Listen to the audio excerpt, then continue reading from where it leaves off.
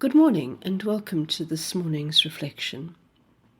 And come on in and let's just spend some time together this morning as we look at the topic of human relationships. We are a social people. We thrive on relationship. And yet human relationships are often the source of most of our pain, most of our anxiety, and most of our despair. But of course, they're also the source of our greatest joy. Most of our pain in relationships comes from unmet expectations. We expect people to love us in a particular way. We expect people to respect us in a particular way.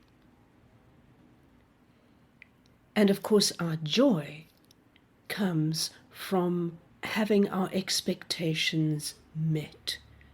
Someone says the words that I've so longed to hear, or someone does something that really helps me. And so from that place I have this deep sense of joy. And perhaps our real joy comes from unmet expectations in the sense that someone does something unexpectedly for us that brings us deep joy.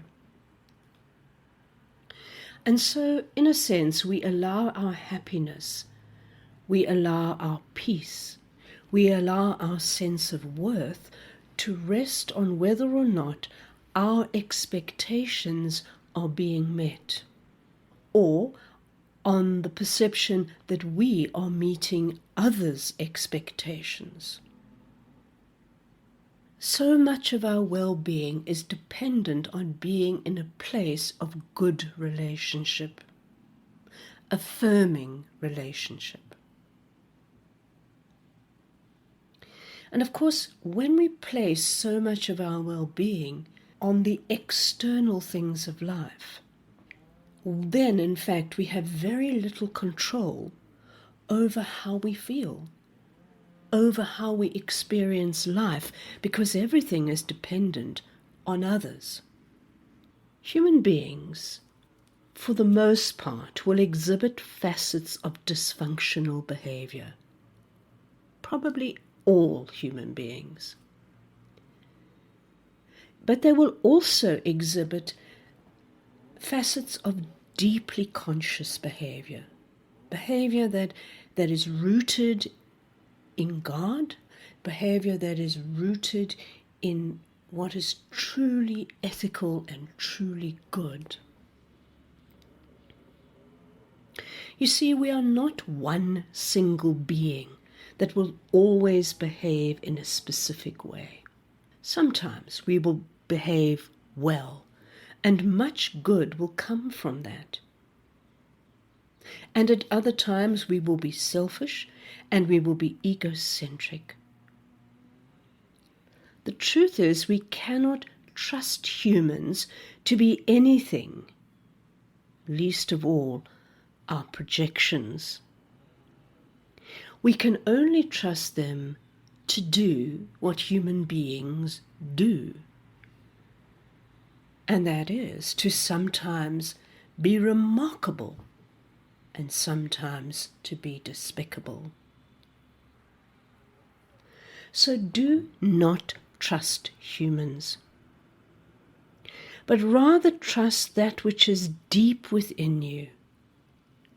Trust God to show you how to be you, the deeply present, conscious you. You and I cannot demand that others will always be their best selves, their most conscious, their most godly selves. Why? Because you and I do not even demand that of ourselves. And even if we did, we could not meet that expectation. So don't be trapped in your thoughts and emotions about others, but allow others to simply do what they do. Allow others to simply be human, inasmuch as you are human, inasmuch as I am human. When we mistake a person's unconscious behavior to be a true reflection of who they are, in other words, their more dysfunctional behavior, their more egocentric behavior, to be a true representation of who they actually are, when we only focus on their imperfections, we tend to exaggerate that behavior even more. Human beings tend to give you what you expect from them. If you expect somebody to be rude, if you expect somebody to be selfish, if you expect them to be uncaring, they tend to live up to that expectation.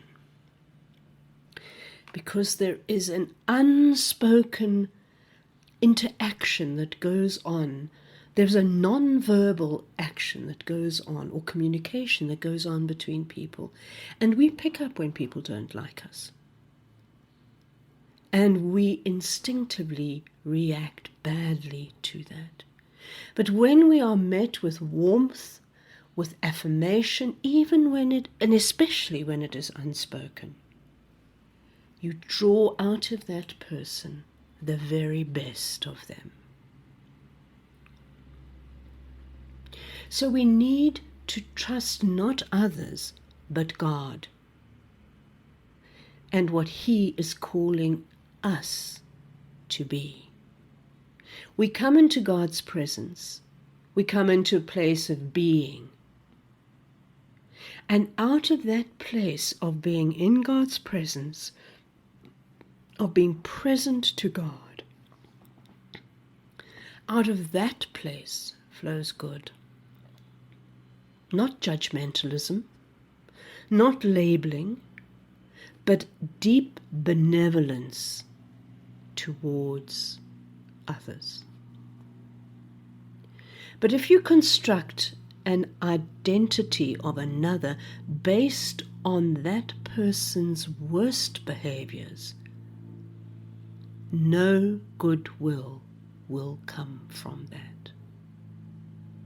If you trap a person in your projections, no goodwill will come from that. We have to let go of our labels, our judgmentalism, and our projections in order for loving kindness to flow from us and to flow from others. Each person you meet is just as you are, a mixture of sinner and saint, and it is your job to draw out the saint and to accrue to all you meet the very best of intentions. Most people do act from a place of what they perceive to be good intentions. But sometimes their intentions are misinformed or poorly expressed. And we are only able to untangle those mixed intentions and mixed expression of intentions by providing others with a safe space to be who they are. And that is God's call for us, because that's exactly what He does for us. He provides us with a safe space to come and unravel our mixed intentions. Amen.